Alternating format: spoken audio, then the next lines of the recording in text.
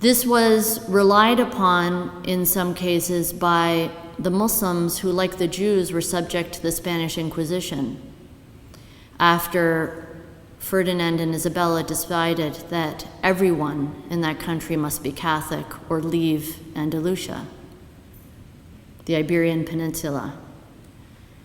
And there were Jews and Muslims who both decided, many of them left, and they said, we just can't live here anymore.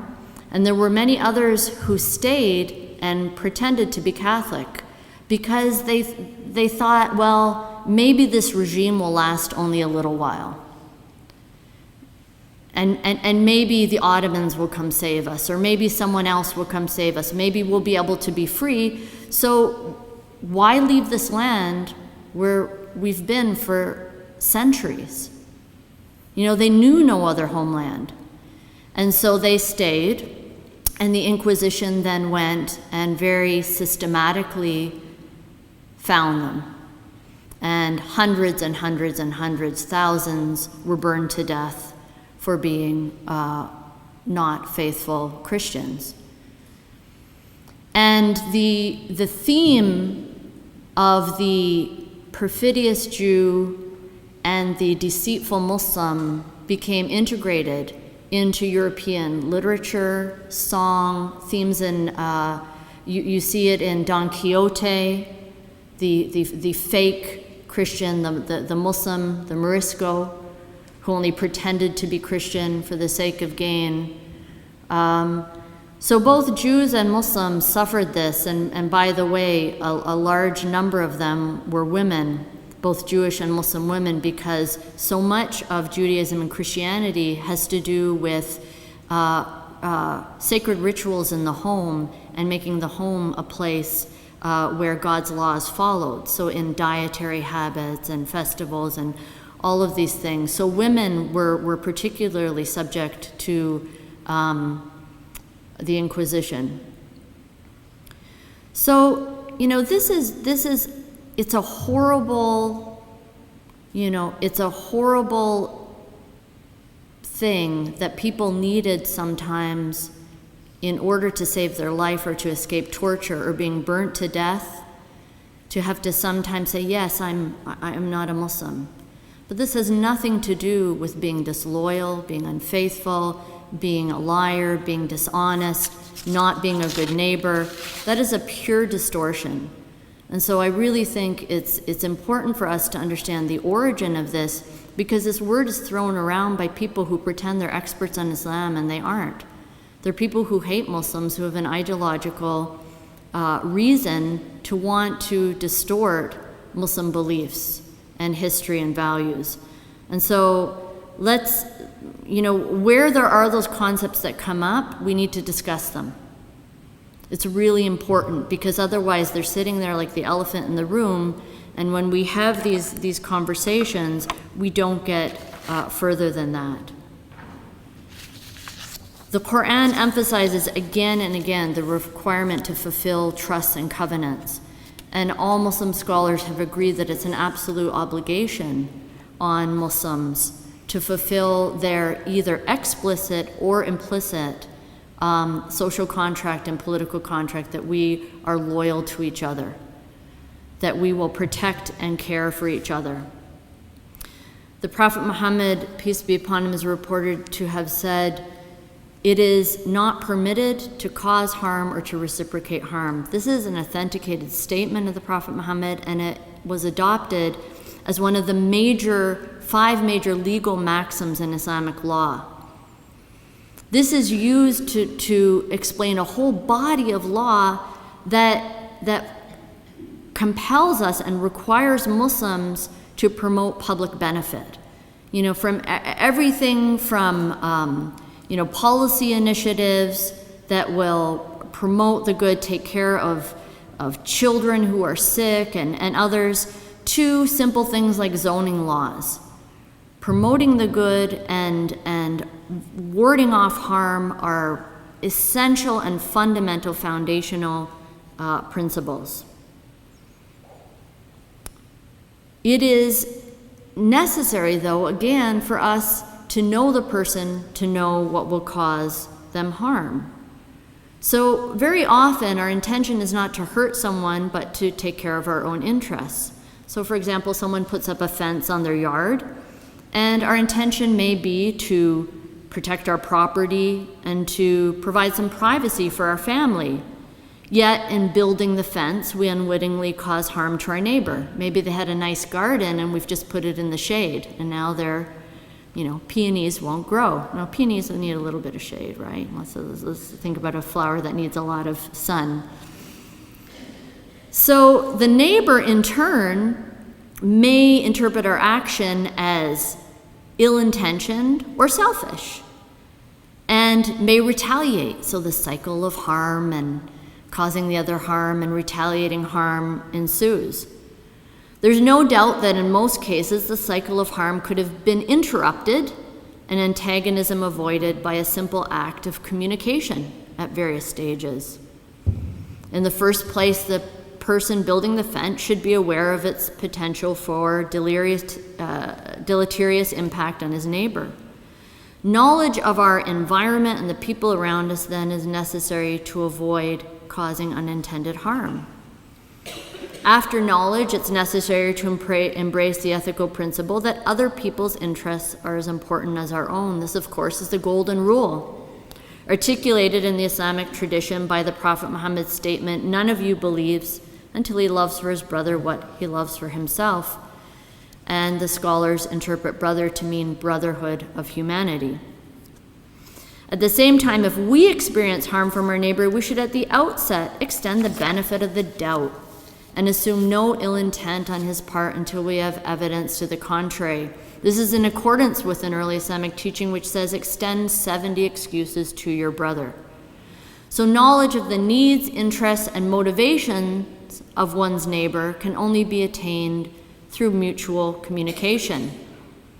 Most of the time, there will be little need to say much. A wave of the hand and a daily friendly greeting help maintain a sufficient connection so that when there's something to discuss, there will be a level of trust engagement as a starting point.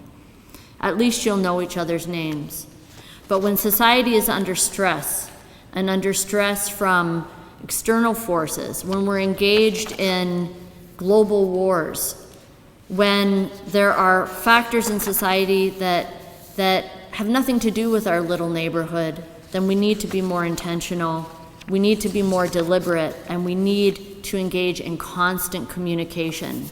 Otherwise, it will be very easy for us to resort to stereotypes, scapegoating, our familiar heuristics where what we've heard is what we rely on.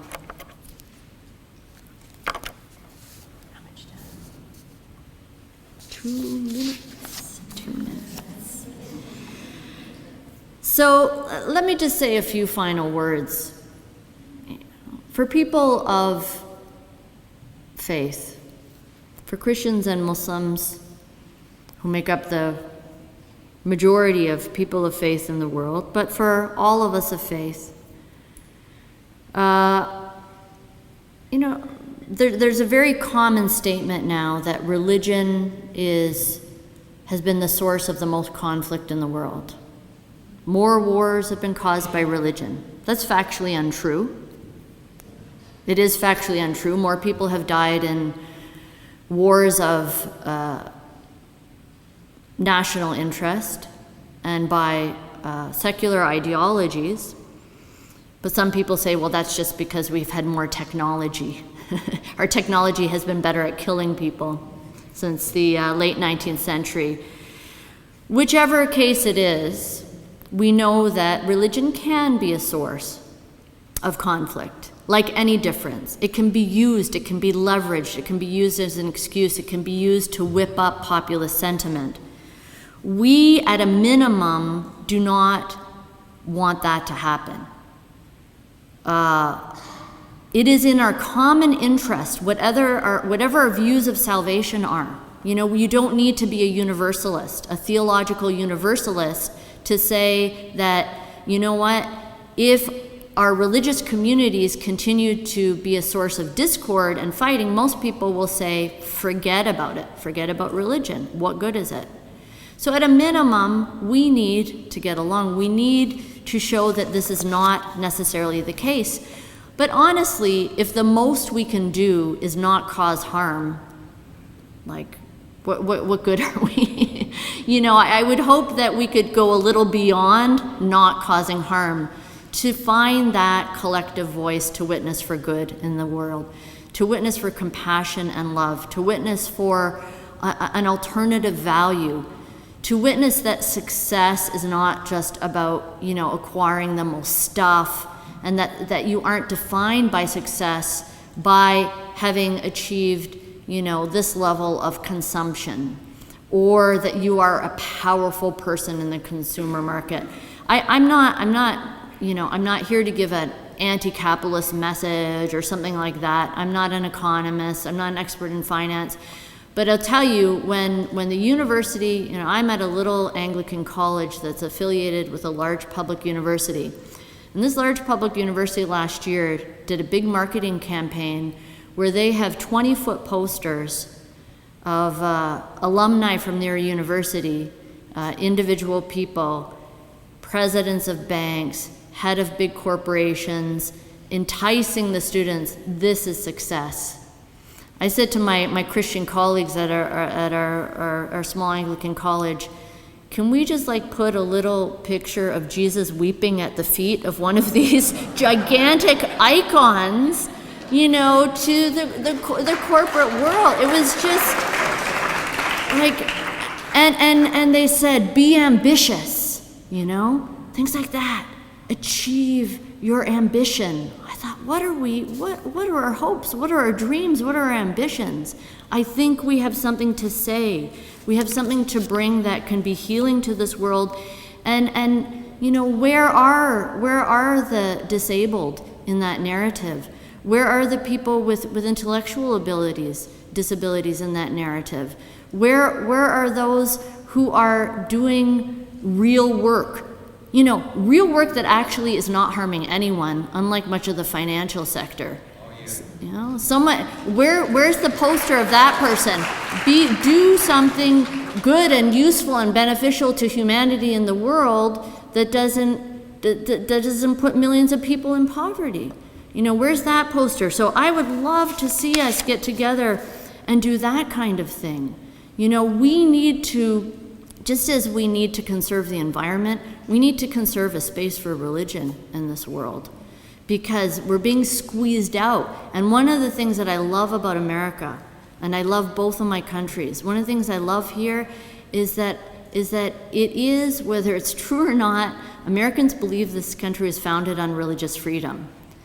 They believe that. And so there's still a respect, I believe, and a feeling that religion can be something to be respected, and also can be a force in society that's necessary and good.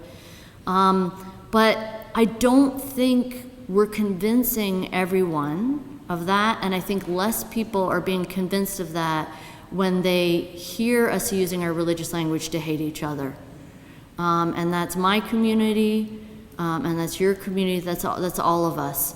So let's get together and do some good, and I know that all of you are doing that, and I feel so grateful to God to be encountering you again, to be among you again, and to be part of this really beautiful and holy sacred movement towards doing good as faithful witnesses to God's good creation. Thank you.